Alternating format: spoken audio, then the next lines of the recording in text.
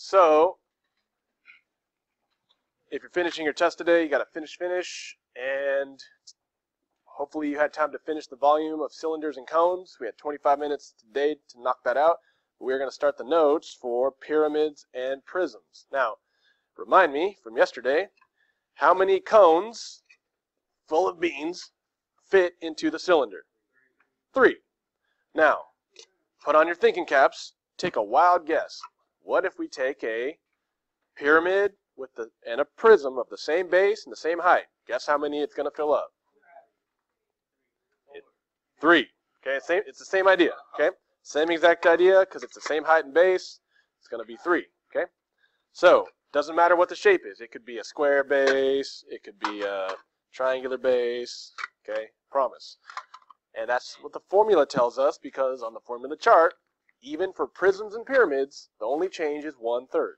So let's write that down on our notes. These will be kind of quick. We'll do 4 examples. So up here on the top left, for a prism, V equals capital BH. Okay? And everyone's writing this down. And for pyramid, it's very similar, but we're going to do 1/3 BH. Okay?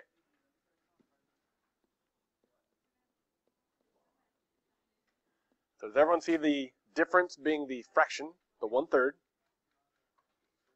So, first one, we need to know what's B, what's H. Now, for B, capital B stands for what? Area of the base. So, this shape is a rectangle. How do I find the area if the length and width are 20 and 8? 20 times 8, length times width. Very good. So remember that. Capital B is when we're going to multiply, if it's a rectangle, length times width. So 20 times 8 is? 160. Very good. Capital H, sorry, lowercase h. What am I saying? Lowercase h is what? Okay, it stands for height, and it is 16.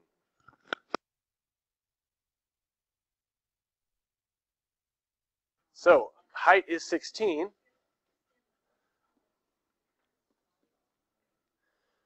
Now, I'm going to write the formula that I have up here, down here. Volume equals BH. And all we got to do is replace B and H. So let's do that. 160 times 16. Going to multiply those. Okay, and we got 2,560. Very good. What are my units? Okay, good. So centimeters, and it's to the 3rd power because it's 3D. So centimeters cubed or cubic centimeters, okay? So that's it, right? Not too bad. If you know it's a rectangular prism, okay, you may have originally learned length times width times height, but that only works for a rectangular prism. So we use BH because it also works for other types of prisms, okay? Now, off to the right here, we got a pyramid, and we need to know B and H. So we need to kind of assume something here. Unfortunately, we don't like to assume, but if this is 32, we're going to assume this is a square, so the other side is going to be 32. So again, capital B means area of the base. How do I figure that out? Okay, yeah, 32 times 32. Okay, yeah, we type it in. We see that we get 1,024. Good. Now, do we know the height? No. So, remember, the height would be from the tippy top straight to the middle, and it looks like this is labeled, actually, right there, 30. So 34 would not be the height. That would be slant height, right? But we do know the height this time. So now we have all we need. Let's write the formula. V equals 1/3 BH. So let's write this down. 1/3 1,024 times the height of 30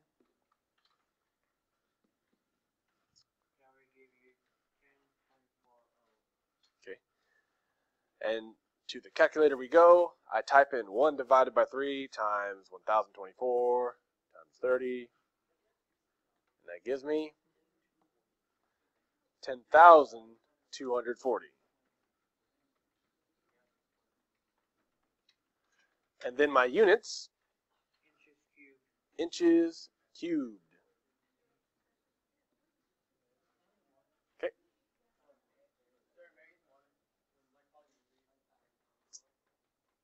Run. We got 2 more to do. All right. So, are we good on the first 2 examples?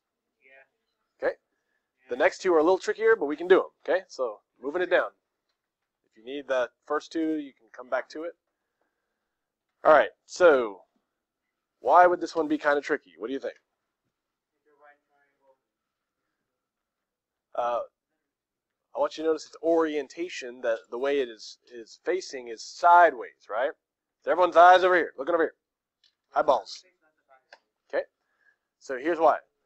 The bases that are parallel are triangles, right? So since the triangles are going this way, side to side, the height is going to be also side to side. It's kind of like when you lay down, you're the same height. It's just your height is sideways now, right? So this is a prism or a pyramid. What do y'all think? Prism. So I need to figure out capital B, right? So my base shape is a triangle, right? So how do I find the area of a triangle? Okay, very good.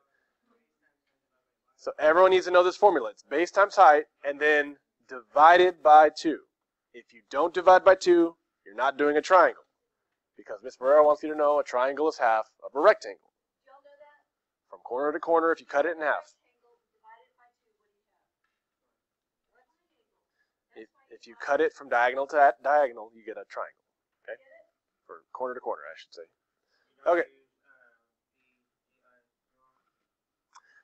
In this case, we don't need to use any Pythagorean theorem. So what is the base? 12. And what's the height? 16. So 12 times 16, don't forget to divide by 2.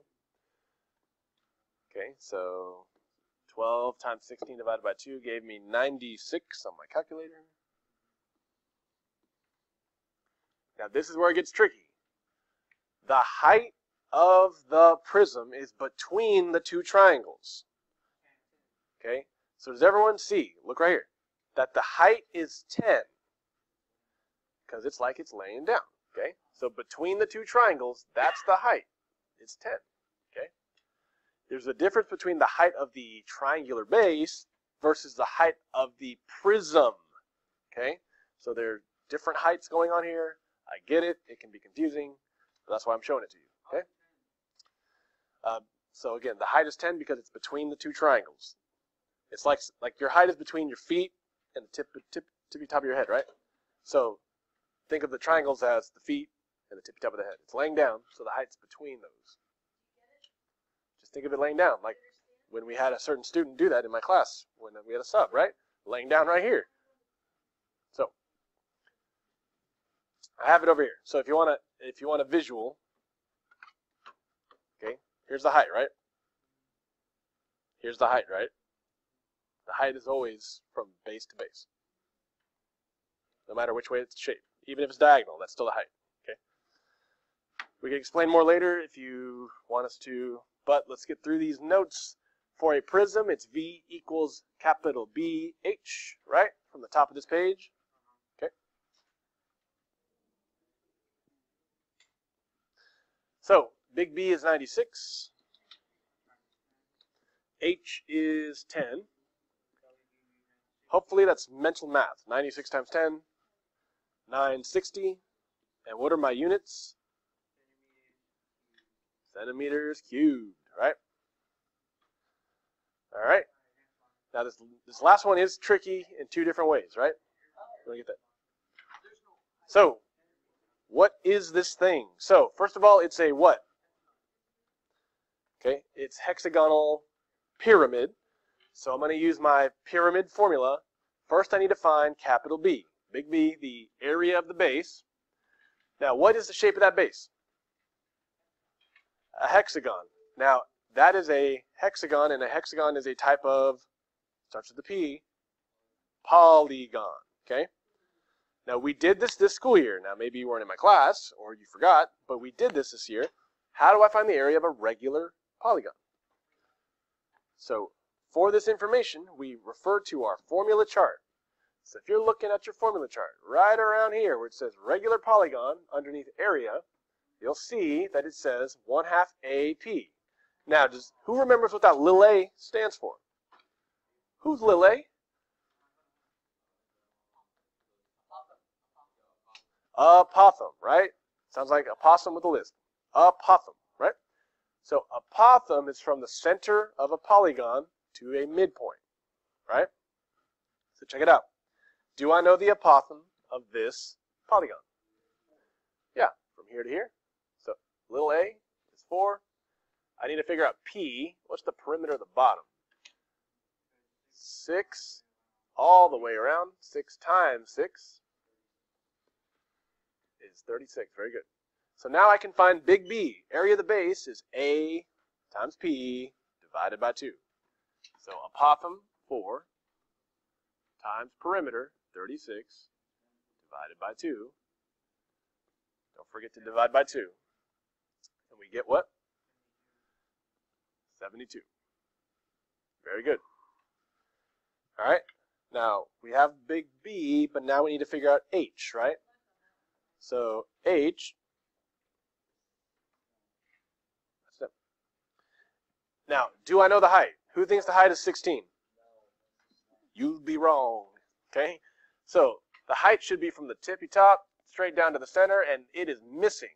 But I got a right triangle with a leg of 4 and a hypotenuse of 16. So guess what wild thing we're going to do right now? Pythagorean Theorem. Okay? So let's find this x right here. So I'm going to set it up.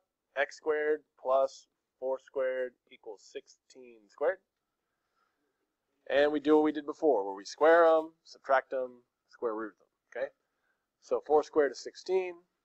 X squared plus 16 equals, and then 16 squared. All right. True. 256. And then we have to subtract the 16 because we're missing a leg. That's 240. And then last step, square root. What is the square root of 240? 15.5. Very good. So calculator is your friend when you do those. So we finally got our H. Now, I know this problem has a lot of weird stuff in it, but you can find the area of a polygon, and you can do Pythagorean theorem to find the height. So let's write down our formula. For a pyramid, what is it? Okay, 1/3 BH. It is. So replace B with 72. Replace H with 15.5. All we're doing is plugging in B and H, and we're going to get our answer. Okay. So plug it in. I got 372.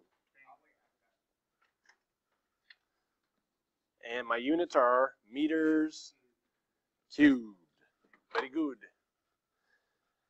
Now, with our couple minutes we have, kind of like last time, again, mini Hulk. You want to separate your assignment from your notes. Again, the second page, you got 4 prisms, 4 pyramids, right? And you can do those the same way we did them on the notes. When you get stuck, or if you get stuck, you let us know. But I want you to work on it till the bell, and tomorrow is another day to work on this, okay? Before we move forward into spheres. Woo! All right.